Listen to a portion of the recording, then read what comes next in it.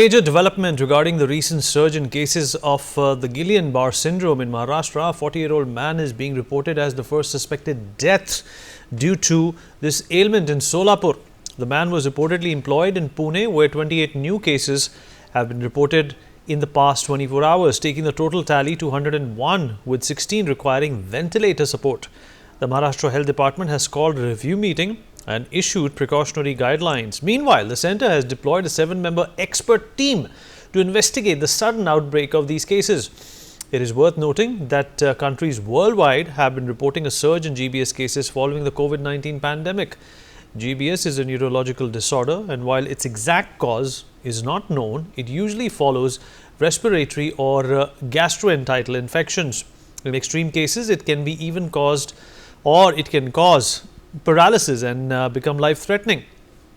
The question that arises is, should India be concerned about this outbreak? How should we prepare ourselves to take care of this? Joining us on the broadcast is Dr. M.C. Mishra, former director of All India Institute of Medical Sciences, Dr. Naresh Chawla, former National Joint Secretary, Indian Medical Association, also with us on the program, Dr. P.S.V. Rao, consultant surgeon, Manipal Hospital, Dr. Anil Arora, gastroenterologist, Gangaram Hospital, also with us on the broadcast, Dr. Ishwar Gilada, Secretary General of the People Health Organization and Organized Medicine Academic Guild, is also joining us on the program. Thank you everyone for being a part of this conversation. Dr. Anil Arora, I'll begin with you, sir. I hope you can hear me.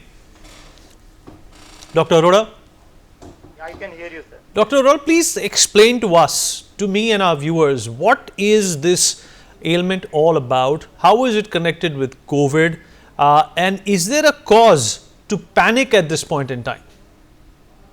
Yeah, thank you, Vineet, for having me on your show at the first moment.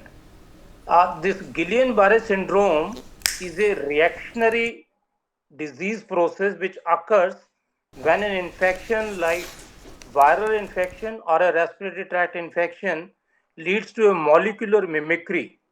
If you take an example of what happened in Pune and Maharashtra, these guys developed an infection from the GI tract called Campylobacter pylori. Now, it's very unfortunate in a country which has been 75 years down the lane in terms of grant of the independence. We are still struggling with waterborne diseases. This disease entity is called flaccid paralysis, which was initially almost always due to polio. And even after extinction of the polio, we are grappling with these diseases, which could be easily prevented by if you have clean chlorinated drinking water. Now, if you look at the samples which have been collected by the Maharashtra municipal authorities, a large number of these are also having E. coli, which in addition to getting into LBS syndrome can produce so many other infections which can even be fatal. I think the problem is of not immediate concern, but over long-term problem. I think these are the infections which can be easily prevented if we have the good basic amenities. It is unfortunate that even today we are suffering from waterborne diseases. All right. Well, that definitely seems to be a concern here. And, there are governments, including the government of Maharashtra, that is in a panic mode at this point in time. Dr. Mishra, what more is to be known about this particular disease? Obviously, the information that has so far come out has all been through the internet. There are several case studies which are being put out. One person, like I said in my opening monologue, has died as a result of this infection. What do you make of its, lethal transmission in our country? It does actually, Vineet.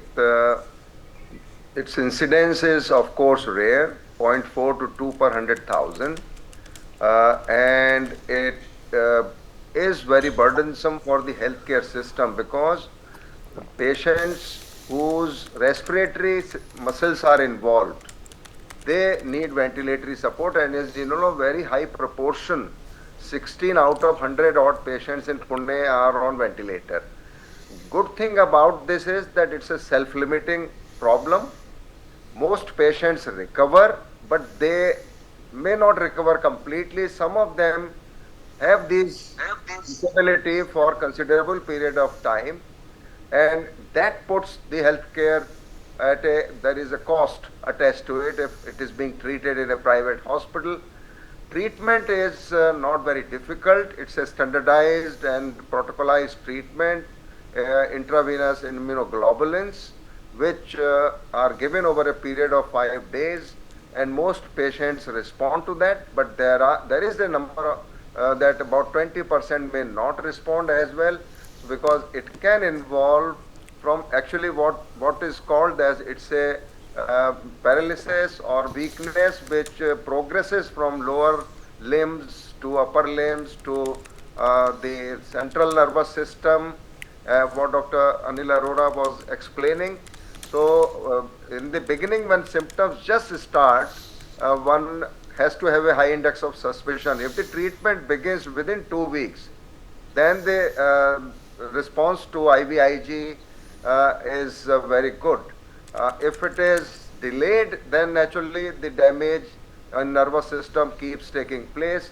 And another therapy which has been given is the plasma therapy, plasma exchange, which also has a role to play in this. So overall, most patients with GBS, what we call in short form Guillain-Barré syndrome, do well, with up to 85% of patients achieving independent ambulation with recovery.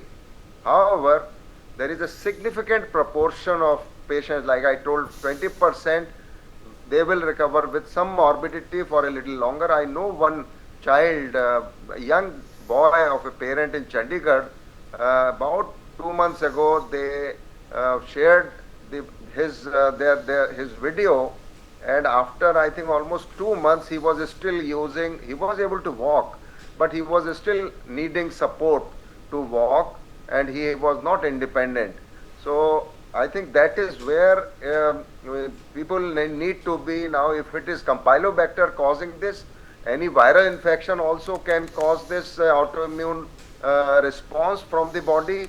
It's flu vaccines in US have been reported to have this problem, and this is really serious that we have a cluster of these patients in Pune, which may put the healthcare system in Pune to burden, and they must organize transfer of such patients in different hospitals instead of overcrowding one hospital. And government, I am sure, is at it, and they must take cooperation from private hospitals also in this outbreak, because more patients may need ventilatory support if the respiratory muscles are paralyzed. For a almost 3 to 4 weeks period they need, but most of them will recover finally. Okay, all right, Dr. Chawla. What precautions is the ordinary man in other parts of the country supposed to take at this point in time? Very good if question. any, if any, sir. Dr. Arora and Dr. Mishra have told most things, but for the general public, I'll only say it being a public channel, it is a autoimmune disease, can occur after any viral or simple bacterial infection, at Campylobacter is being indicated in this particular case. As would in other parts of India, because you see, water supply in India is what to talk. Pune is one of the I would say, after the metropolitan cities, one of the most modern cities. If it still continues to grapple with the safe water supply, I think it is a huge tragedy.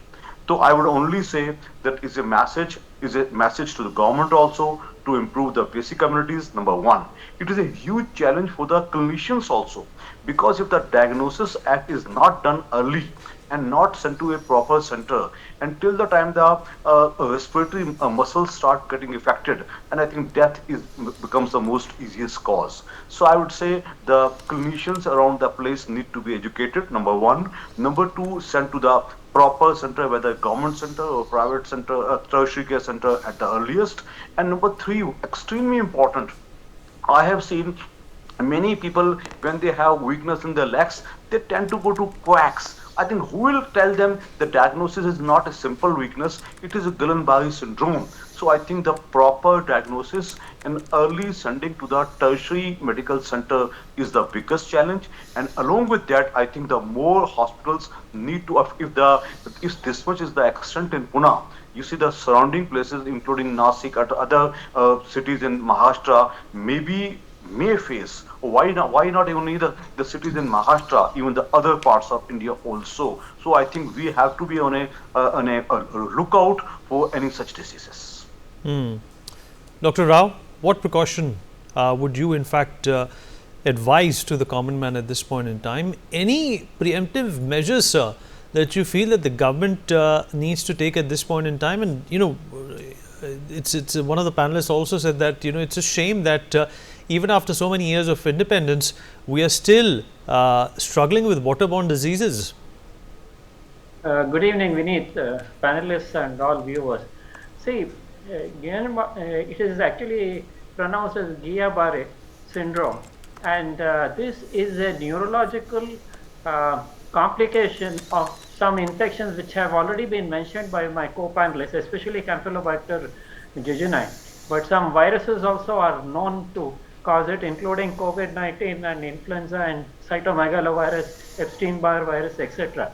Now, most of these are caused by waterborne or by poorly cooked meat, especially poultry meat. So this infection can just present with the usual diarrhea, vomiting, and eventually settle down. But if the patient starts developing tingling sensation in his fingers, toes, etc., or some weakness, then they should immediately go to the hospital, because the earlier this is diagnosed and treated, it has already been mentioned, is the best way out. And as to prevention, obviously waterborne infection can be best prevented by giving safe water. And in many of our cities, one, the water has not been adequately treated, but more often what happens is the pipeline is not safe. There are loose joints, and because the water is pumped not continuously but on certain days at certain times, what happens is the rest of the time the water drains out, a vacuum is created, and this sucks in contamination from around the joints of that pipe from the surrounding. And according to city plans, the sewage line and the water line is supposed to be on either side of the road.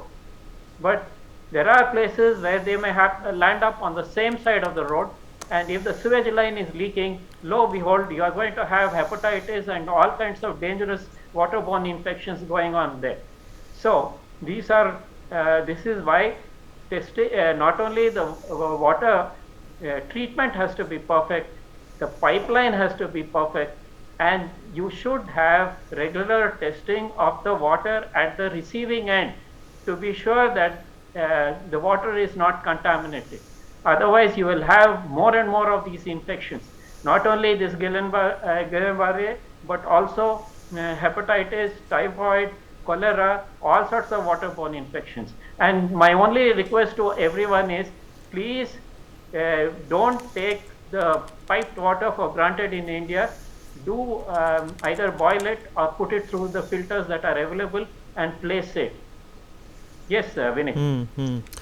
Dr. Gilara, your point of view towards this deadly disease. One death has been reported, like I mentioned, and GBS, of course, is a new phenomena, a new acronym for a deadly disease. See, basically what has happened in Pune is that couple of villages which are now recently put up in the part of Pune Municipal Corporation, they are affected. So this is a cluster of infection happening. After getting them into Pune Municipal Corporation, the water supply is not from corporation as well. So what Dr. Venkatesh is saying is, yes, that is ideally there should be water supply from pipe, and pipe water should be again taken care of. But at individual level, what people should do when there is no pipe supply, then the simple thing is chlorination. Now they are doing hyperchlorination to admissible level. But you can always carry a chlorine tablet whenever you are traveling somewhere. You are not certain about the water quality, put a that chlorine tablet and then drink that water. Number two, never eat any kind of fruit or foods or anything which are open. Number three, even tirth prasad from temple can cause infection. So always history taking is very important. So I'll be giving a couple of things like what is to be done by people or society or patient, what is to be done by doctors, and what is to be done by government. What is to be done by doctor here? that this is always post-infection, and sometimes it is so sudden onset that somebody will come, there is a pain in leg, and we think that pain in leg could be because of vitamin D3 deficiency, and we just ignore that, and tomorrow he comes or she comes with the paralysis. After paralysis, if the paralysis is the upper respiratory tract, the person will go on ventilator very quickly. 15-20% people currently, also 20% people out of 73, 15 were on one ventilator, 16 ventilator. Now the number has gone to 101. So probably 20 plus are on ventilator. First death has happened, and after 100 years of this disease, which is known after the name of Dr. Guillain and Dr. Barré, we do not.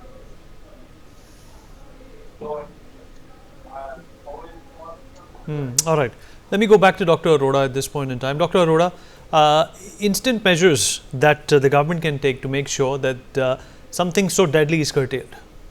Yeah, so there are two types of efforts. One can be made at the level of the government and the municipal corporation, and more important than that is the level at an individual level, especially if you want to prevent the disease spread immediately. Well, by now the contaminated water would have already permeated into every household in this community where you have this dam which is supposed to be contaminated. This was the source of the most important water supply in this village which Dr. Ishwar was referring to, that is Khadwasla Dam.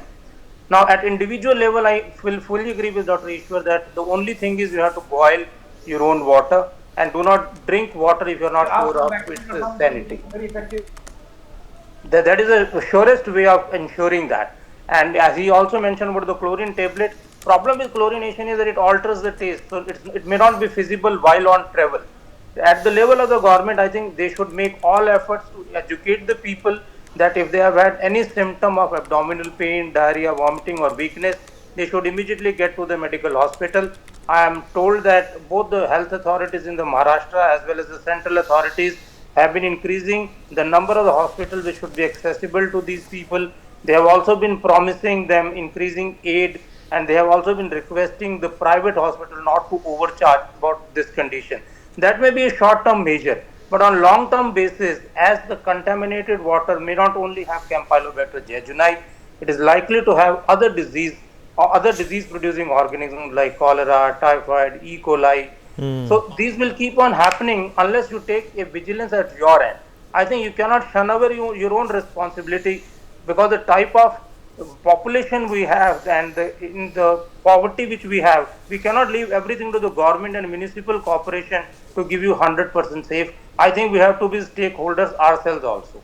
Dr. Arora, you always advocate good gut health because that's where all the diseases are born. What can Indians do to keep this one away for their gut? Yeah, for the gut, it's very important. You know, there are two portals of entry into the so-called sealed body system. One is the GI tract, second is the respiratory tract. In the respiratory tract, I think the whole world has seen the havoc and the misery which was perpetuated by the COVID-19. Whereas GI tract entry, it's subtle but constant and regular. And this is one of the flash in the pan that there is one contaminated dam. But on day-to-day basis, we keep on seeing typhoid, enteric fever, recurrent diarrhea, and at least 5% of the patients who travel in the airlines or those who go to the Kumbh Mela will come back with the acute gastroenteritis and loose motion. And once in a while, these so-called odd organisms like E. coli or Campylobacter jejuni end up stimulating the immune response, which is weird and which goes haywire. So that 1 to 5% of cases can produce trouble, which can even lead to fatality and not only costly treatment but long-term medical morbidity. So the onus should be on us. So why should somebody teach us not to have a chaat or a cut fruit and salad in the open market? Why should somebody tell us repeatedly that we should wash our hands before eating food? Why should somebody tell us that to have a clean chlorinated drinking water? I think those etiquettes and the basic tenets of living should be with us. That onus should be with us. Well said, sir. We've run out of time. Appreciate all the doctors who joined us and put a perspective on how to prevent and safeguard yourself when it comes to this deadly disease. We take a short break. We'll be right back.